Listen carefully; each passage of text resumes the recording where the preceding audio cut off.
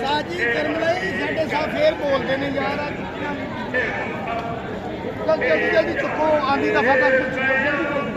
ਸਾਜੀ ਜਿਹੜਾ ਕੰਮ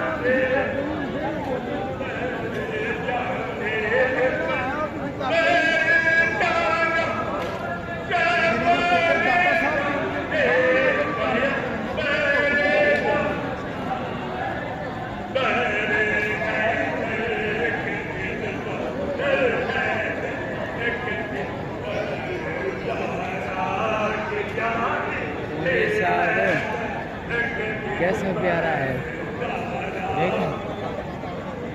माशाल्लाह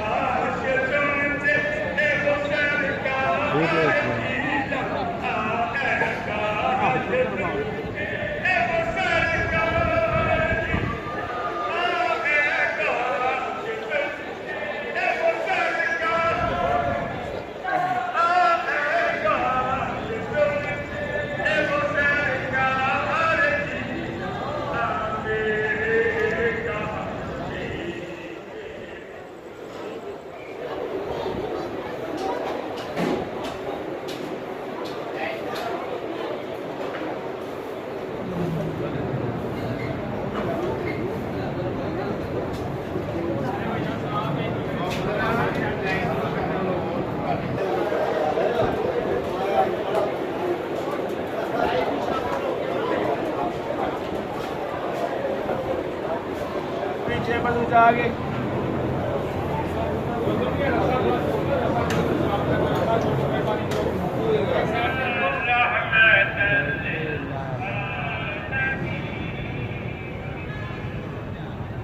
तमाम हज़रात एक मरतबा सूरह फातिहा 3 मरतबा सूरह इखलास और आखिर दुरूद पाक पढ़ें।